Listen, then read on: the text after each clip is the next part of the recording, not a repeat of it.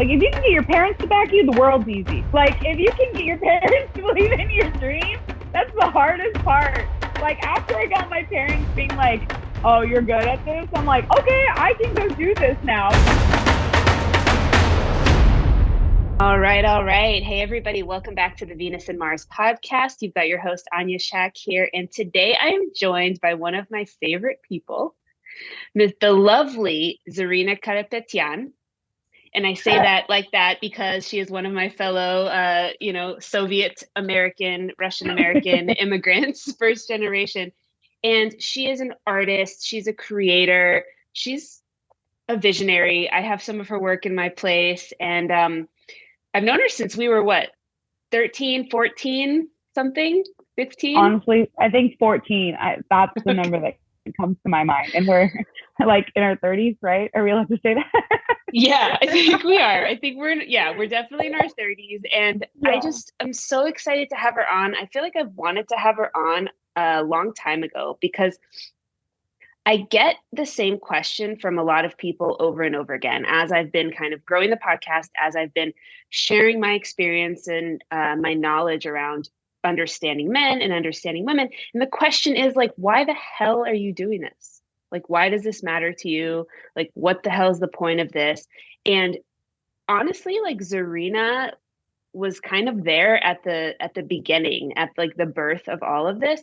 And what the birth of all of this was me feeling really discombobulated and confused and anxious about who I was internally due to the lack of healthy masculinity around me.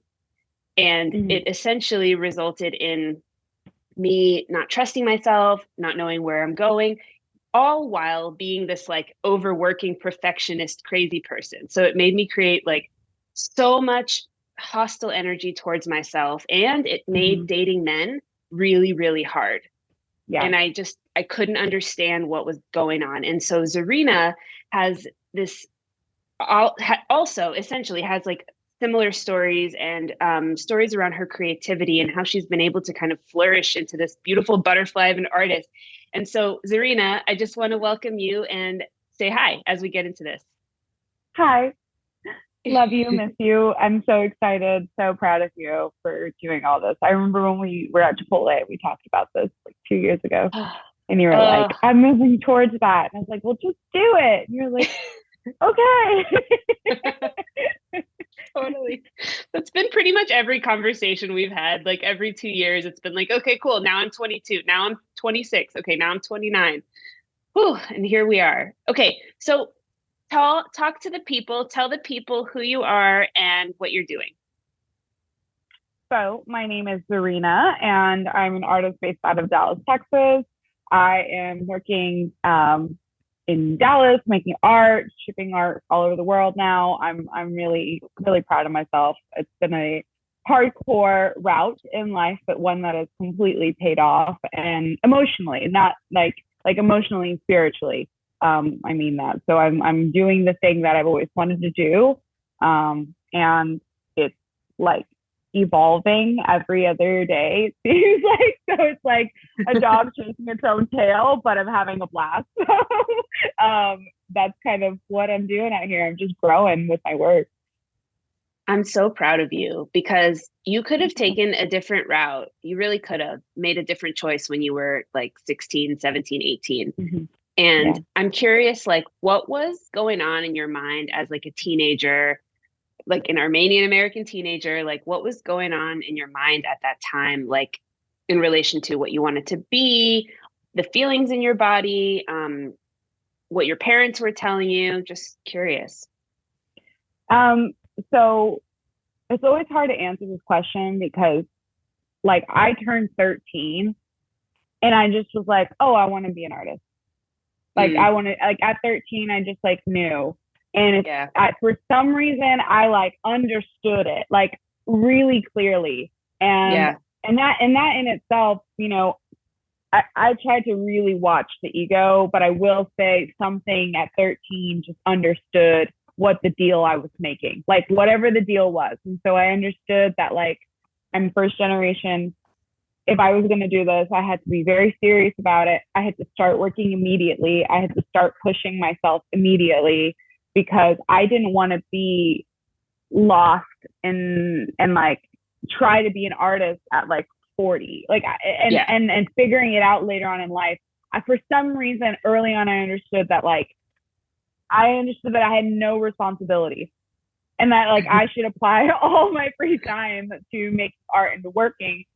And when I started making art, my parents were super supportive. I was just thinking about this the other day that like, yes, my parents are from another country and usually they want you to be doctors and lawyers. And yes, they wanted that for me. Like they had to legally say that to me. Like there was no way that they were just going to be like, oh yeah, go be an artist. They didn't just like escape war or anything. And so like, I never resented them when they were like, you should be a lawyer, you should this, but it was like the things they always wanted me to be was like a very strong person because they knew that I was a strong person. So they're like, go be a lawyer. You can hold your head up high. Like they were never like, you should go be a politician or like nothing that never made sense. It was always fair game. Like I always feel like my parents were very fair, which is not the case all the time. And I'm lucky in that way. And they took me to this, we're going to be talking about men, before I turned 12 or 13, I was going to another woman's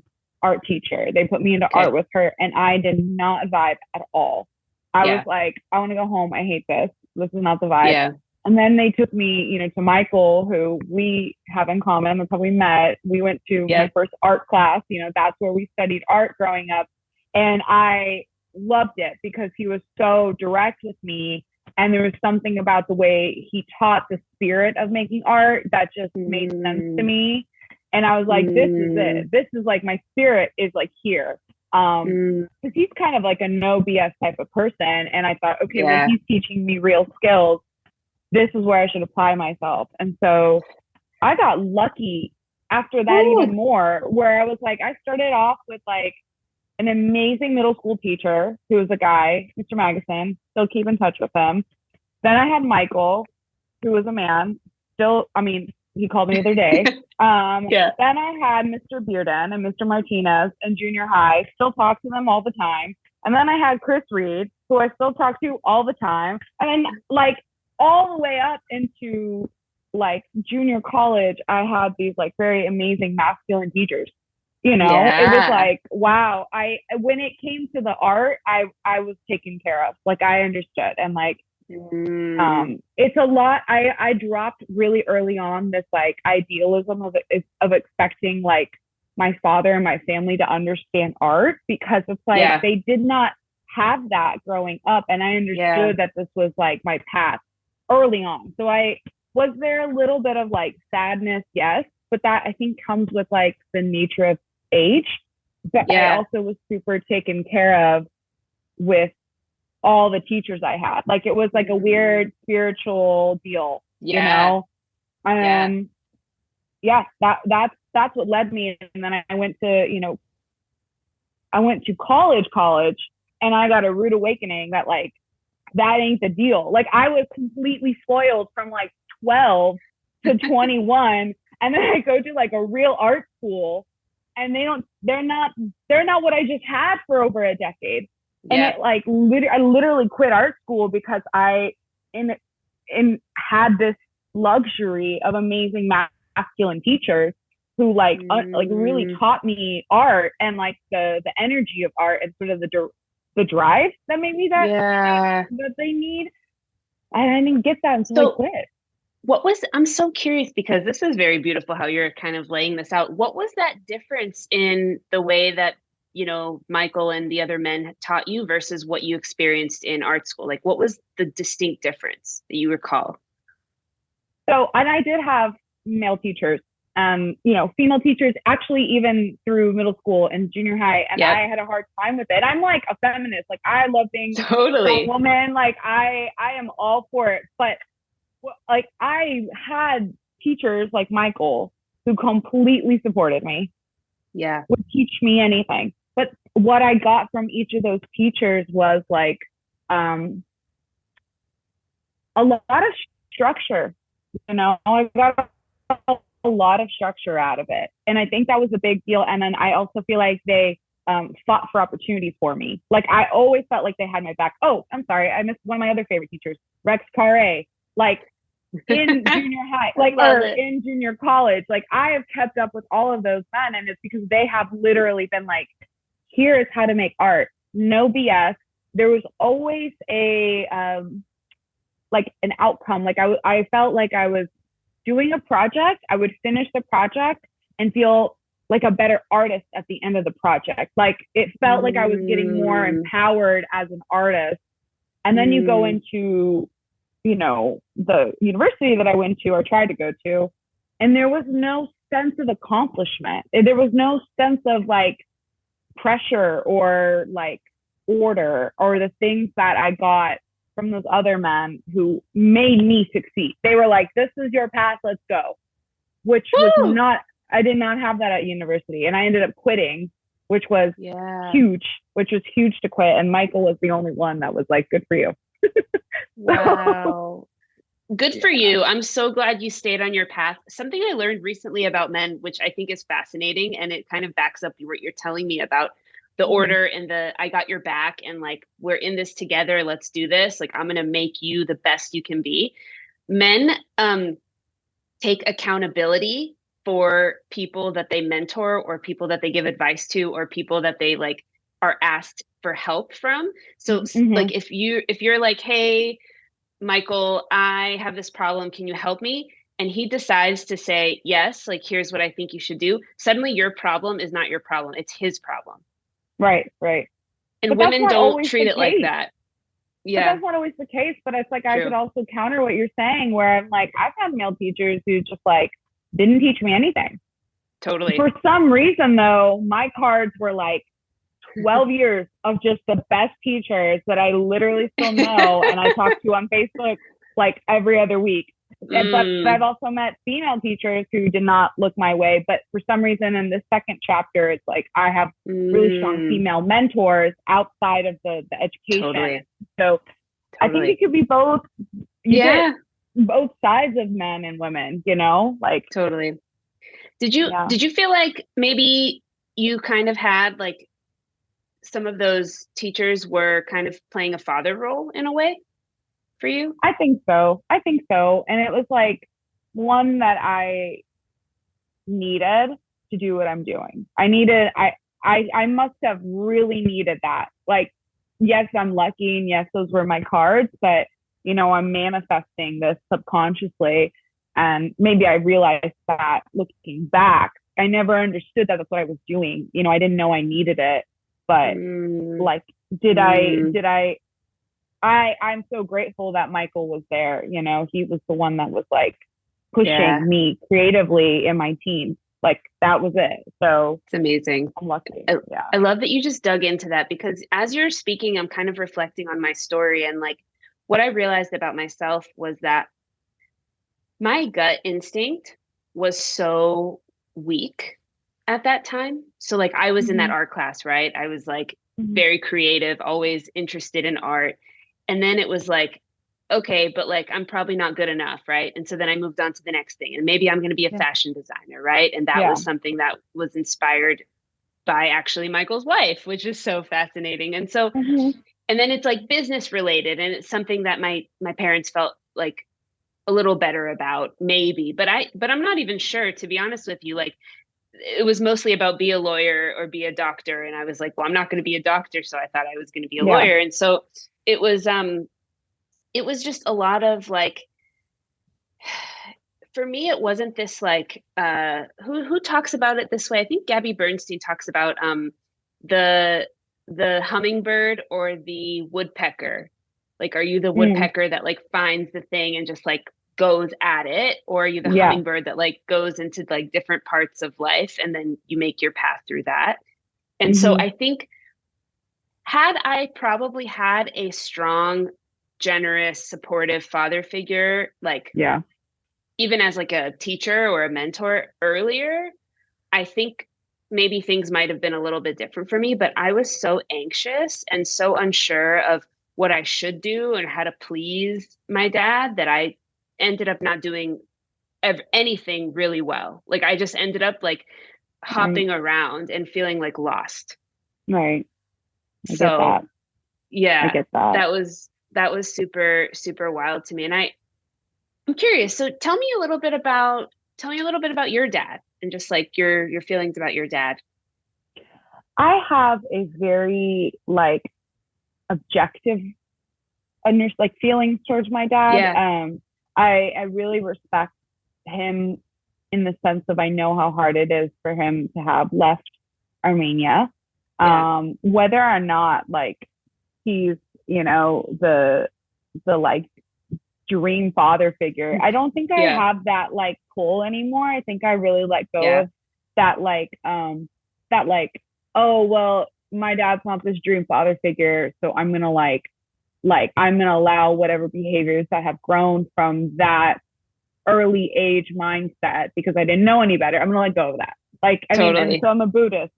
I have to think of him as a person, and Yep. did he do I think my dad did, the best he could have done at his capabilities. Do I have like thoughts about it? Yeah, sure. Like, but for Yeah. me, it never felt like it almost felt like the wrong thing to dwell on growing up. Like I always just knew like I said, I had this like very early on innate feeling of like, yeah, I Ooh. don't expect anything from you because like I understand the way I am in this world is so foreign to you. Like I am a literally like you're as your child, like you have this daughter who is an artist and kind of like a good kid, So Yeah. like there wasn't a lot of like needing for parenting. Like it, and so that, I mean, is there a conversation there? Yeah. Is it me not causing trouble and getting in trouble with my dad and my dad having words and like I didn't have guys over, but because I wasn't interested in dating. And so like any way my Yeah. dad wanted to be a dad, I just kind of like it didn't happen. Like my mom just moms me. But even in that sense, like even in that, like I just kind of still kept my own. It was always like the big thing was I want to be an artist. And so, Yeah. I would show my dad a painting. He'd be like, it's a good painting. Looks good. Are you one of Michael's? And I'm Totally. like, yeah. He's like, okay, let me know if you need money for Michael's, like to pay for class. Totally. So it's like Totally. my relationship with my dad, for better or worse, has always been very streamlined. And there is like a whole chunk that sucks, but there's a whole chunk of it that I'm like, I just feel like he did, even with all the bad stuff that, quote unquote, it's like, Yeah. he did his Totally. best to kind of stay a little bit of distance so that I could be who I needed to be, but I also didn't cause any trouble, So I it's love it. Yeah. yeah, There's this, I think it's like a meme or some internet thing where it was like this Russian girl posted, her dad like comes over and basically is just like, so I brought you fruit. Do you need like oil in the car? Right? Like, do you need an oil yeah, change? Do you need this? Like, here's yeah, money. Here's this. Like he essentially 17 ways to say I love you, but not I love you. yeah. Oh, for sure. Yeah, That's for sure. it. It's literally Yeah, like yeah, I changed the oil in your car. There you go. yeah. And it's like But they didn't know how to do it. They didn't totally. know how to do it And any other way. I just honestly, it's taken me so long to get to a peaceful place about that. And I Mm-hmm. got there last year, but Mm-hmm. it's taken me a long time to get there. And now I'm just like, oh my God, he's essentially saying I love you when he does that, which is a Yeah, beautiful thing. Um, yeah, it takes a lot of work and it takes a lot of healing and like reparenting of the inner child. I think that's yeah, been like my journey. But I think like my during my 20s, like, oh my God, I was so freaking anxious all the time. And I was just, I think, desperately trying to understand the men that I would yeah, meet. yeah, yeah, And I think that's where I like came to all of this. And that's where I like realized all this. And then I also, what's really beautiful about our relationship, that I have with Zarina is the way that she understands like my desire to be creative, like whether now it's speaking and writing and bringing mm-hmm. that forth, but was always there. But it was just I could not allow it to come through because I had such deep like self-worth issues, like Mm, such deep self-worth issues because of the dad stuff. right, right. So that's a huge theme that I had to like get through and get over. I feel like all the daddy issues that I went through, like in life, came right whenever I left my house, my parents' house, and moved to college. And I dated this guy, and it was like a crash course in my daddy issues. And so I feel like the Yeah. first 6 years of my 20s was just let's let's work that out and let's knock it out of the system. And I Yeah. think about the way I like life designing myself, and I'm like, oh yeah, I'd Yep. rather knock out 6 years of this 100 years, right? Like, 6% Yeah. of my life. If I'm gonna Yeah. focus on daddy issues, let's knock it out in these six years. I'm like, like let's get it Yeah. done. And I feel like after a couple of years of doing that, and I think plus because there's stuff there, but it's hard to even talk about it because I'm so like, Yeah. it's like put to bed. It's like I appreciate the men that have came into my life and brought that out. Like I Totally. used to be so mad at those guys, and then I'm like, wait, why are you mad at them? That was like your subconscious. Like you wanted to work through it out. You don't act that way. You don't accept those type of men, and now you have a different relationship. You're like very much at peace with that energy that your dad brought into his life, and Totally. I'm Totally. now I can recognize it, and like, can you recognize it when it's hidden in a person? Like, like Yeah. it just kind of Yes. changes in lily pads into the next evolution.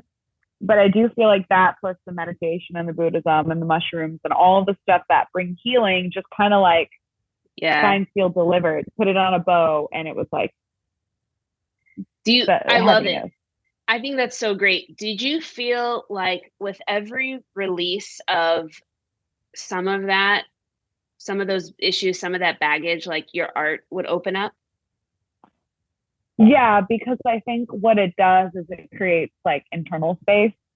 Yeah. Like, it's and it's one of the things that I'm sort of navigating right now. The language of what I'm about to say is a little clunky, but it's like you're young and you're going through all these experiences and you're pulling in these experiences, these memories, because suddenly you're like 13 and you realize you're alive. Like your brain is like, hey, I exist. Yeah. Okay, I'm empty inside because I haven't like I don't know how to hold emptiness at 12, right? Yeah. Like you're not the Buddha at 12 unless you're like in a monastery, right? So it even then comes with its own problem. So you're Yeah. existing and it's like you're this void pulling in all the memories, and you're at your parents' house and you're at school. So of course all of that is like a sponge and you're absorbing it.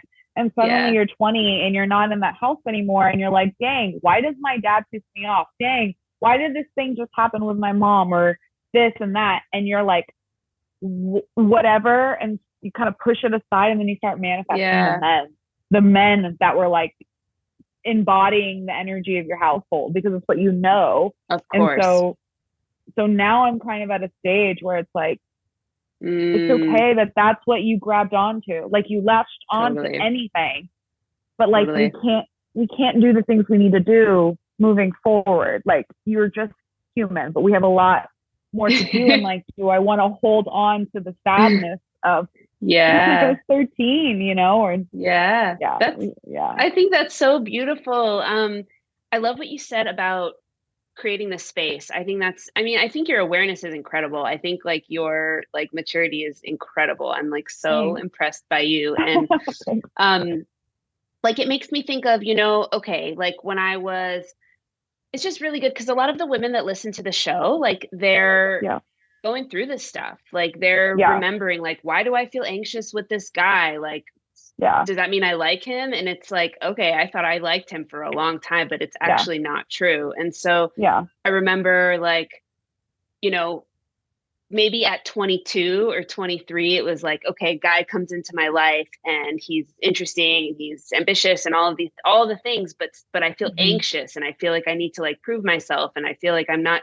like relaxed, Yeah, but yeah, I didn't know it. I didn't know it then, but then I thought like, oh my God, I really like this person. And then now there will be these moments that it still comes up, right? Like after all of the healing, meeting somebody, right, randomly in my life, and I realize like, oh, this guy conversation, connection, okay. And then suddenly I feel a little anxious. And then my intuition is like, this person is not available for you. Right, right, right. And then when I'm able to just be like, cool. And then suddenly my creativity flourishes right after that, like Right, that right, goodbye. right. It's like, it's the space. It's It's so that space. good. So letting go of that other space and those other heaviness Yeah. creates that space to bring in new energy. And new energy could also, be art, but like, yeah, at some point, like kind of where I'm at now is like the art is good, but I also want to manifest like the world that the art lives in. Like we're so focused on pulling in the medium that we're like ignoring everything else. And so I feel like I really healed that part of me in a way. I mean, I'm sure something's going to come up from subconscious from like when I was it sick. always comes up, but the best thing is you can handle it. You can handle it. Yeah. So God, that's great. Changed. The art has really changed. It's gotten more dominant. Like it's gotten more, but in the same way, it's like, it's become a really cool dance. Like I've noticed my art, especially in the last year and a half, has been more demanding, has been very like whatever inner masculine I have that I've been healing. Like it is like, I'm realizing that, okay, I heal my internal relationship with my father. I can't, like, these guys are from another country. It doesn't matter if you're speaking like high angelic tone to them. They don't know the language. So it's a big process to get them to externally be in harmony with your relationship to them. But internally, I have that healing, but that also like creates the healing of your own inner masculine. And so for me, it's funny because people meet me and they'll meet me in a work context or like sort of where I have to delegate or anything. And I'm very masculine, but it's calm. Like it's like the king energy where you're like, oh, I get it. And so when I make this art, some of the pieces over the last couple of years, as I've created that internal space and that internal healing and that internal like appreciation that goes beyond my father, it's like, dang, like, wow, I'm so thankful for all those masculine teachers who led me here. Like it's not just the sad, it's like also the gratitude. Like there's awareness and the gratitude and the healing of the sadness and the anger. And that is like, oh, this is a really healthy place for me actually now to dip my pen in and, put it like write something, write poetry or any of that. And it has like a tone of masculinity and strength and power, which has been exciting, like to make art from that place, Wow. That's so cool. I love that. I feel you. I've been feeling the same way in that, like in owning some of those masculine elements, suddenly they become structure and safety and support in life instead of like, I think what I was doing was I was seeking the masculine in a way, like I was in a needy way. So I was like avoiding it within myself. Right. And then everything was like chaotic and hectic and overwhelming. And I felt like I wasn't like on top of my shit. And once that integration happens, then suddenly it's like, oh, scheduling, structure, finances, these things are awesome. It makes space for all of it, Yeah. Oh my God. So tell me about the evolution, I guess, like what is the distinction within your art and also like in your life that you feel now that you're kind of coming into this calmer place that you were talking about? I think there was just like last year was really hard for me emotionally, but in the right ways. Like you get that confronting time where you realize like, oh, we like I act this way. Oh, this is my behavior. Oh, this is like XYZ. It's a very, because you get on the ride and then you're so high on the up and down and the sort of winds of, I mean, for me, it's entrepreneurship of me following my dream, right? Like you're following your dream that, oh, you must be doing everything right. Well, everything's good. And you're expecting the external challenges, but then it's like I said, I kind of compact everything in one period of time. And I feel like for a year and a half, I was just like digging a grave. Like I just felt like I don't know, I should have quit at least 1,000 times last year. Like it was just so heavy and so depressing, and my self-worth just was like plummeting because here's my subconscious. Like my subconscious was pulling up who I actually am. And it was like, yeah, you were born in chaos. You were born in a war, Zarina. And like, 28 years of my life pretending like that wasn't my circumstances because, oh, what? Like, I'm going to sit here and write a novel about how it was like imprinted in war.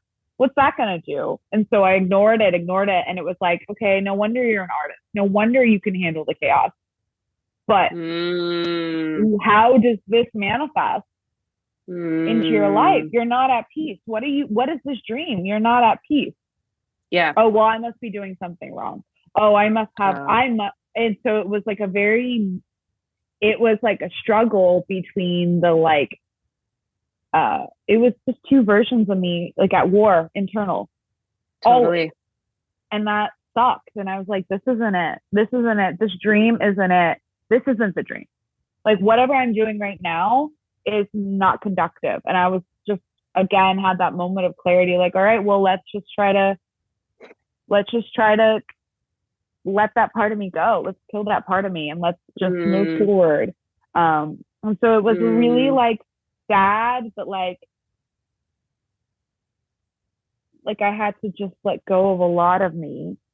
And it was really difficult. And I had to lean on a lot of people to kind of help me emotionally get out of it. And I finally feel like the right things have opened up for me in the last like month. And like I watched a movie last night and like went to bed at like 9:45.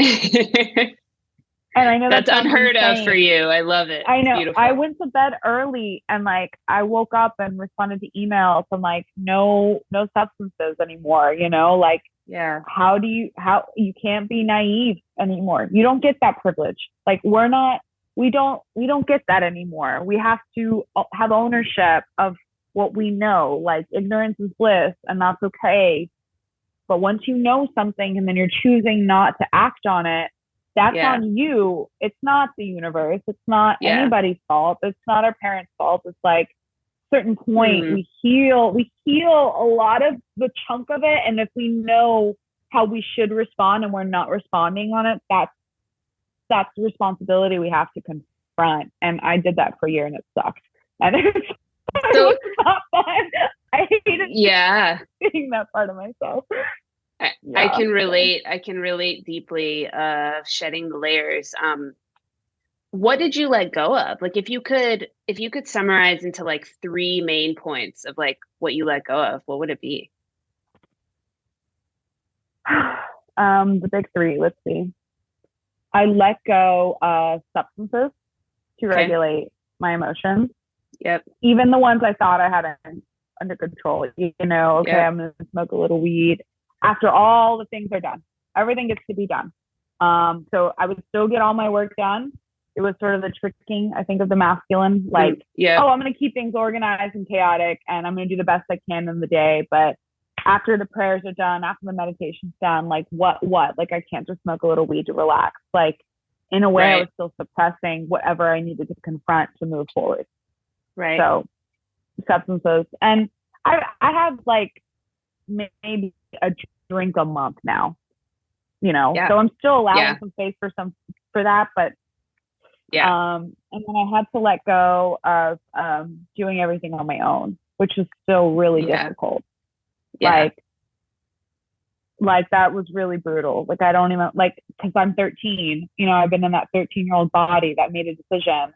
If I'm going to do this, I'm going to do it, and I'm not going to burden people with it. Like I just immediately understood that at 13, that losing was not an option. Failure is not an option. And so confronting failure and asking for help 3 times in 2 years, like I'm keeping count, which is there's still healing that needs to be done there. But like, the keeping of the count and asking for help is literally progress for me, because I would rather like eat bread and eggs. I I used to think that if I had to ask for help, then I shouldn't be doing what I'm doing. Yes. Then like I'm not good enough. Yes. I don't know why the fuck I developed that idea, but I did as a kid, and it stayed with me for a long time. So I totally relate. Yeah. Yeah. And that's the inner child. And that was the conversation I had to have. And the inner child, and I had to have that conversation because the inner child, my inner child experienced things that unraveled my 20s. And I let go. The third thing I let go of, honestly, is the like frustration that I had with the things that I developed in my teens and my early childhood. Like you have to be okay that they happen, and you have to make peace with them, and you have to like, you can't be mad at the things that brought you there, because it's like, I don't know. It's like, how do you verbalize that? Like, like, how do you say, it's like, okay, like, I'm so sorry. Like you develop these habits, but it's like, now that like we can change, right? Like think about all the other ways you change. Like this might be hard. Let's take little baby steps, like being really nice to that child part that's of you. So like, yeah, I could cry with that one. Oh, honey, that's so beautiful. Well, what was beautiful is that what helped me, and I'm sure you've already been through this too, was you develop those habits to protect yourself. Yeah.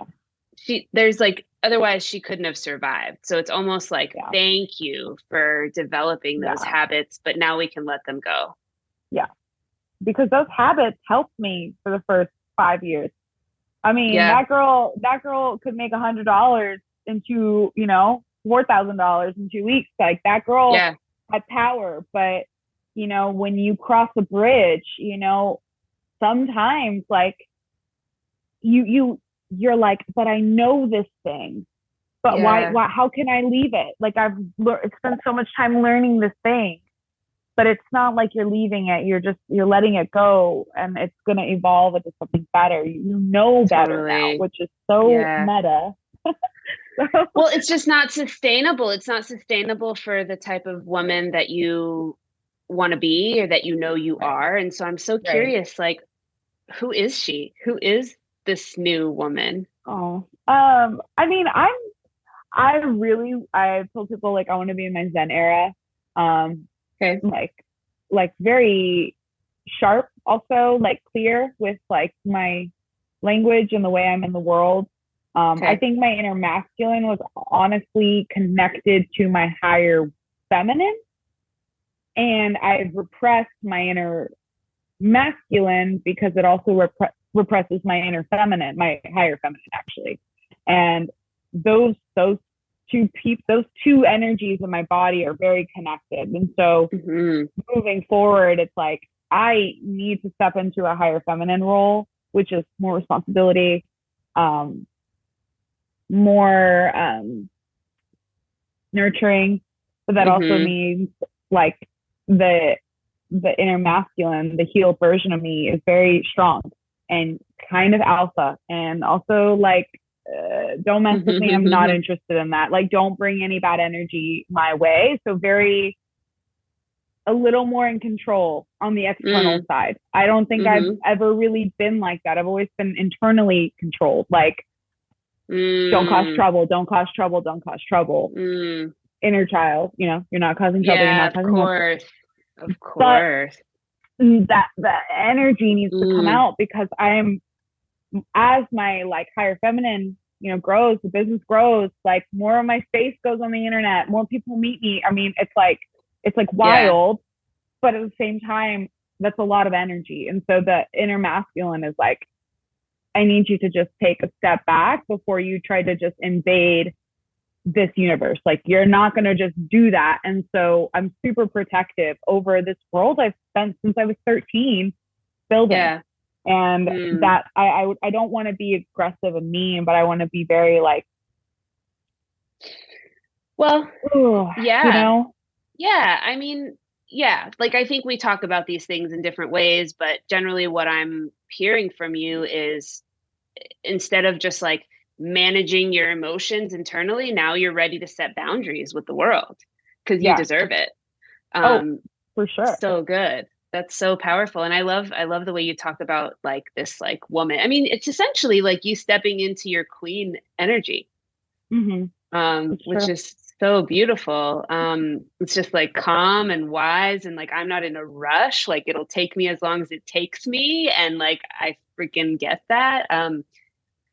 Yeah. Oh, this journey is very beautiful. Thank This you. journey is very beautiful, and I think that I've just like, there's been a few, you included, and like maybe two other like women that have been in my life from Eastern Soviet countries. And it's like we've all kind of gone through this like a similar a similar journey of, the beginning was like, Yeah. we're fine, we're fine, we're fine. Like we got this, we can handle anything, like a lot of grit and a lot of just like I can Yeah. handle stuff.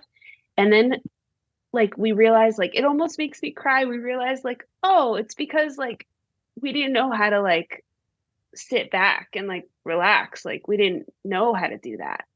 Well, our Like ancestors didn't know how to do that. We're the first generation to learn how to do that. we're the first ones to learn how to do that. Like we've just the women in our family had to like work so hard and make up for the lack of like emotional awareness of the men Yeah. in the world. And so they were just doing like double time, and they were Yeah. missing the masculine themselves. Yeah. And Or they so get into the womanhood immediately. Then they have babies at like 22, yeah, you know? exactly. Yeah, totally. Which is so difficult as well. Like they didn't ever get to experience girlhood and play and joy and fun. And so it's beautiful to kind of see and feel us now. And Yeah. I think our moms are like, I don't know about you, but my mom, I can feel this from her. She hasn't said this directly yet, but I can feel her like proud of me for doing things a different way now. Yeah. Yeah.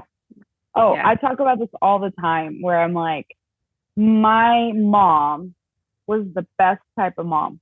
Like she's still my mom, obviously, but she raised me to like I feel like she wanted me to prove her wrong. So Yeah. she had to vocalize like, are you sure? Are you sure? Are you sure? Are you sure? Are you sure? Yeah. But I feel Yeah. like the more I never caused trouble because I knew the one thing what I was gonna do was the Yeah. thing, and that was gonna cause enough Yeah. stress in the family or whatever because I'm the Yeah. firstborn and first Yeah. generation. I'm going to be proud. I should be married by now, but there is a part of my mom and my aunt and the women in my family that are just like, she's not going to listen to us, but I think that's okay. Like I think Yeah. every time I took a step further into my dream, they were like, but we can't. Oh, are you sure you want a full time job? But it's like secretly they were just like, yes. It Totally. wasn't up until my show where I feel like they were like, Yes. all right, well, all right, our hands up in the air. She All knows right. what she's doing. We'll let go. We'll let go. That's so cool. I love that you can recognize that. And it's such a soft nuance. I can recognize it too. I had a really hard time with my mom for a while because she just kind of repeated and repeated all of the stuff that she learned from her life around men specifically. Like Yeah. men don't care about you, they don't want to hear about your emotions, they don't talk to them, marry somebody that loves you more than you love them. Just all this nonsense information Yeah. that I got from Yeah. women. I don't know if you got the same kind of stuff. Mm-mm. No. Okay. Not So really, no. this is my story. This is my story. So like that's the kind of stuff that I heard all the time because there was just such lacking male generosity in our family. So and I like obviously as a kid I like believed all that stuff. I mean, I believed it all. And so I was mad at her for saying it over and over again, but I was believing her, and that's why I was mad at her because I wanted it to not be true. Right. I wanted it to not be true. And so now I realize that she's almost proud of me for not believing what she said because now she's starting to not believe it either. Right. and it's so cool. Like, it's why I'm doing this stuff. So yeah. It's like, why did you like for me, it was always like, you came to this country and sacrificed everything to Yeah.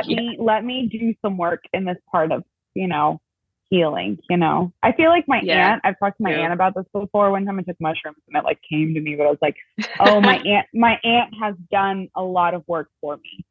Yeah. It came, and it's like each generation, their job in their family lineage is to clean up things a little bit more and more. And I feel like my Hmm. aunt, she came to the US and got married here first Hmm. before, like, so my parents got married in Armenia. So I feel like that energy is Armenian energy. And then my aunt is young and moved here, and she is Yeah. where we are and marries this man and has her whole Yeah. experience in that way. And like, I just remember being like, dang, Lada really did so much in that spiritual realm to Yeah.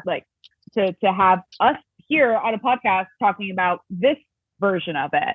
And then, Yeah. the Yeah. next generation is, it's going to Yeah. heal more and more. And it's our job Yeah. in a lineage, you know, perspective to challenge them and say, Totally. there's more, There's you more. know? There's more. Like I'm Yeah. so sorry you didn't get to have it, but there's more. And there's like some Yeah. inner stuff to clean up, so that we can have it, so that our kids can have it. Mm-hmm. These like harmonious relationships, which I'm like here to take a stand for. And so like that's just what it is. And I love how you talk about your balancing of your masculine and feminine internally for your art and for your Yeah. life and for what you want to create. I love that. I think Yeah. that's so beautiful. I'm so proud of you too, dude. I can't believe I love this. Like, I feel like you're putting it all out there, with your Mm, spirit and mm. your heart, I'm just so proud of you. Oh, I can't. It's like Eastern European, like I know. beauty, magical thing that we're doing here is Armenian, Azerbaijan. We came here, we made it happen. Here's the thing, and I've thought about this a lot, and I might get some flack for this, but I do feel like there's two forms of Soviet Union kids, right? Okay, tell Like, me. they came to America, and their parent either was like, I'm gonna come to America and make so much money, like that's all I'm gonna think about, okay? And if your parent, like, and it was like one or the other, Yep. and like, you're surrounded by parents who came to America, and the dad was like, I'm gonna be a millionaire in America, Yeah. like I'm gonna do that. And so those kids seem different than the kids from like our side. We're like, we're gonna go follow this dream, and I don't know, our dad just kind of did whatever they didn't know what was going on, like in Totally. America. Totally. So I feel like we kind of just have the same like essence of like, well, we've got the grit because we still kind of have that in our body from that early age, Yeah. and Yeah. you know, I love what you're talking about. It's both types of people had the scarcity mentality, but one of them was like, yeah, fuck this, I'm not going to be living in scarcity. And the other one was like, I don't know how to do the not scarcity thing. So like, let's just hope for the best. yeah, And for sure, yeah. literally, you're so right. That's so true because I can actually But now start separating them. Yeah. I will say though, and this is not for everybody. Like, again, I don't know. There's definitely a lot of variables. So this is kind of like what I see in Yeah. the community are the kids that grew up kind of on like this thing. The dad came here and became a multimillionaire in like 6 years, right? Those kids are kind of doing the thing. Like, they're in society. They're doctors and lawyers and XYZ. Yeah. They're really good kids. Like, I don't have anything to say about their personality, but in context to like their work, like what they're doing Yep. is Yep. definitely way more structured. Like, they really got that structure because of those resources.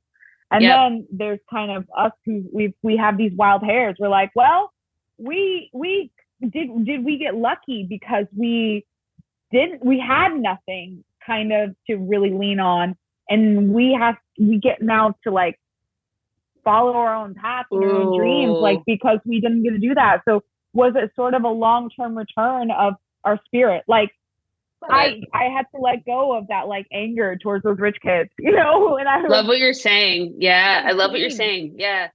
It's like a more soulful experience. It's kind of like, you're creating your vision and your art. Like I'm working on this like harmonizing of men and women. I think about people like Gary Vee, right? Gary Vee was just like, let me do this thing that like no one believes I can do, let me influence the world in this way. Um, I'm inspired by him too, because he just like represents like, yeah, that like first generation Soviet kid that made it work. So I love that. And Your it's just parents to back you. Like if you can get your parents to back you, the world's easy. Like if you can get your so parents true. to believe in your dream, that's the hardest part. Like after I got my parents being like, "Oh, you're good at this," I'm like, "Okay, I can go do this now," because I've spent like 30 years trying to get you guys on the same page, and now you guys are like, okay, like I can get Oh some my money. God. Yeah. That is the realest thing ever coming from a first generation immigrant. It's like, oh my God, I've spent my whole life trying to get you guys to see me. Yeah. Yeah. That was harder than anything. I can get anybody on the street to like my art. You try to get your dad to say, "Hey, that's a good painting," dude. Everything other than that is easy. Oh my God. The key though is to never need your dad to say that's a good painting. And then I he know. actually will say it. Isn't that what Oh happened? man. The first time the most beautiful man ever told me he loved my art, like he was like, "I love your art, I'm gonna buy your art," I was like a different person. I was like, "Oh, this is it. This is what it is," you know. This is it. I made it. I've made it. I made it. That's so, I'm so, oh God, I feel very much like a different person. You know what I said to myself? I actually wrote this in my journal maybe like 2 weeks ago. This is kind of a profound thing for me. And I know that I don't share that much about like my own personal like emotions around everything that I've been going through. And I want to do more of that. But Mm-hmm. I wrote in my journal, I am finally extremely pleased with who I am. Oh, Yeah. that's amazing. Like that took so many years. How old are you now? How many years do you think that took you? I mean, Did we I'm talk about age? 33. Sorry. I'm You're 30. 33. So it took me 33 years. And Yeah. I think like the truth of the matter and what I realized specifically around my dad issues and stuff is that like I'm so goddamn proud of myself. He is not pleased with himself. Therefore, he couldn't Right. make me feel pleased with myself. Right. Therefore, I had to go on my own journey to find to be able to be pleased with myself. And I finally got there. And now I can see everything so clearly. And it's just Yeah. like everything has like settled, Mm. you know? What do you think the trigger was? Sorry, my computer's freaking out right now. Oh, Sorry, you're I'm moving fine. the camera a lot. I apologize. No, you're good. What You're do you think good. it was that like kind of set set all that up for you? Like finding a little bit more peace with who you become. Honestly, not just one thing, but like the layers and years of like work and hiring coaches and being in like women's groups and waking up at midnight to get on a call with this like women's group in Australia and just crying on the phone at 1 a.m. and allowing a inner child experience to go through my body and all of that I think just stacked on top and on top and on top of each other. Right. Right. Um, Right. and all of that healing work. I mean, just really healing the inner child and finally trusting my gut, you Yeah. know? Oh yeah, that's a hard one. That's a hard Yeah. one. Yeah. And then just, like I know a lot of Russian American girls that have had a similar story. Like I like this guy who doesn't want to text me much, and he's unavailable, and like he's over there, and I'm just like chasing him. And it's like all that comes from not Yeah. believing that you deserve someone that really wants you. Yeah. And then Yeah. when that all changes, you suddenly like release that, and you're just like, oh wow, like I don't want anyone that isn't like 100% for me. Yeah. I mean, for me, I healed a big part of that when I healed a lot of my feminine friendships. I never really had problems, but I just like was like, wow, I take really good care of these relationships. And these guys, like, I need them to be my bestie the way these girls are my besties. Like, they've got the same brain. They can treat me. They can grow. Like these men, I deserve what these girls are giving to me, just even in a friendship. And if these guys can't, be a great friend to me, even at this level, like they set the bar high.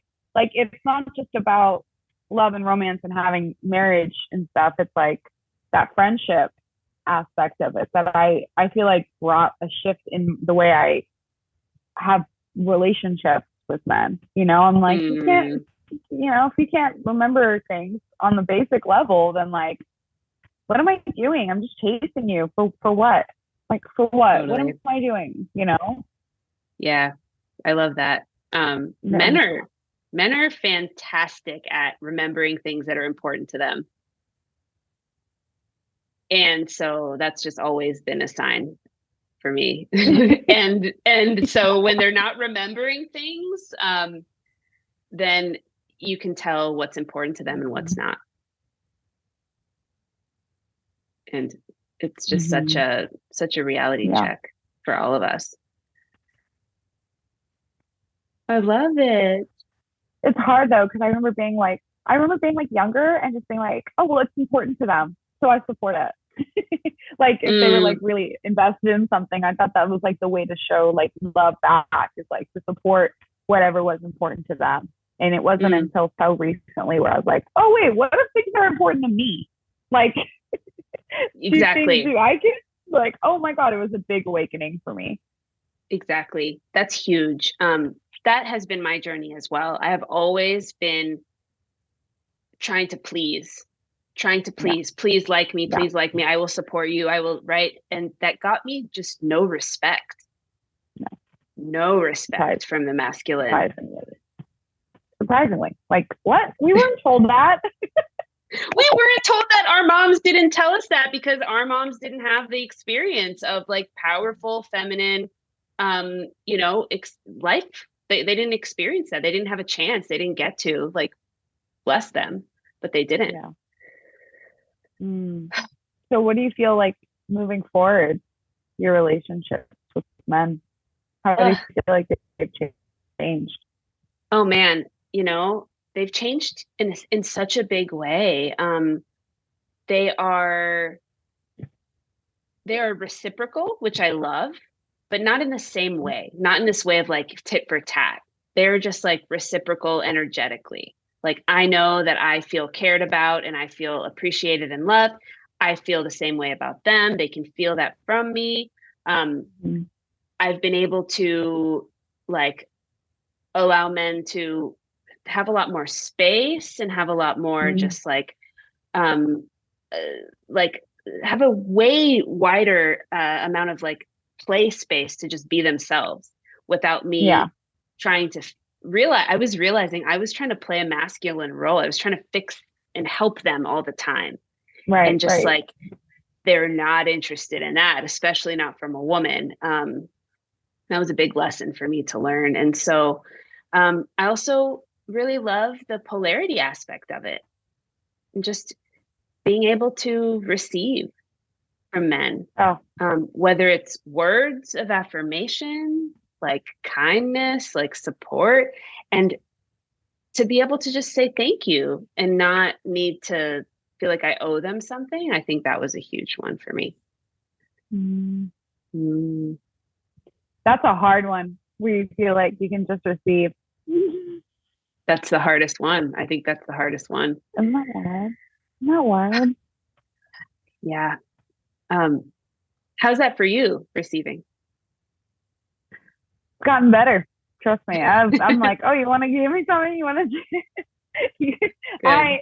It's funny because like a lot of guys will try to buy my art and think that that's what it is now. It used to be that Mm, long time ago mm. when it was not healed, but I have dated men who've given me thousands of dollars for my work, and it used to be all it took. Receiving, Mm, receiving. And so the nature of receiving is like different now for me. I think it's changed. It's kind of lily padded into the evolved version of like, well, okay, yeah. receiving's great, but like it also can get hijacked by, the wrong things. And so Yeah. before it'd be like, oh, I'm gonna buy a painting. I'm like, oh, this guy really likes me. Like, Totally. oh, I want to give you flowers or be like super generous with my time and energy and think like that was enough. And it's like, I think for me now, receiving has to do with like, I'm just taking care of you. Like I got your back, no expectations. And it's, it's like a game changer because if a guy can really just be super like in a state of giving and love, then it's like, there's a different frequency there where I'm like, Yeah. oh, I want give you like a more pure energy of me, which, usually silliness and comfort and presence and all the other things that get repressed. So yeah, I'm getting better at it. Ooh, what you just said was Okay. powerful. What you just said was really, really powerful. That's great advice for men. That's great advice for people listening. Um, just yeah, I think the intention behind the giving is what matters, and the intention behind the receiving is what matters too. I love that. Mm-hmm. So okay, what is your vision now for this next year of your life? I kind of flow to me. I think I used to have a very like go grab it kind of energy, go get it, like at whatever cost. And I am just not interested in that. I would really like to have a more healthy sort of in the flow state, like everything's going to work out, everything's going to be good. Like changing my mindset towards work and towards manifesting things. Like I used to be so hyper masculine about manifesting things. And now I'm just kind of somewhere in between where it's like I've learned all these really hard lessons. I've just had this really hard year where I have to shed a lot of my ego.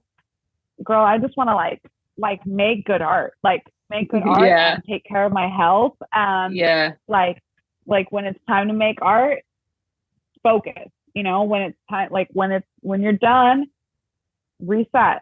Go take care of yourself. Go not think about art and create space for. And it sounds a little funky, but it's like I'm trying to create more space for like a real relationship again. Like Yeah. I have spent 5 years just hustling since my last boyfriend, and it definitely a coping mechanism for sure. Just like staying busy and like not wanting any masculine energy, but it was mostly just because like I didn't heal my own. Like I didn't heal Mm-hmm. my own, and so last year a lot of healing, a lot of work. Obviously, there's more to be done, but this year I just want to like create loving space and Yeah. abundance and just flow, be at I ease love and it. zen. Dude, I love what you said. Let's make it should be a meme. This is like your meme of this hour.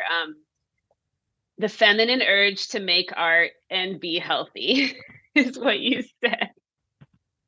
So good. And on that note, you're breaking up a little bit. I think Okay. we're okay. And on that note, I hope you all have enjoyed this. I have just like loved talking about Russia, attachments, father wounds, art, creativity. What's been like your favorite takeaway from this hour? What do you think? I think it's just the fact that you're creating space to talk about it is amazing. Like it really is. It's so undercover. Like it's like kind of hidden in pockets, of who we are.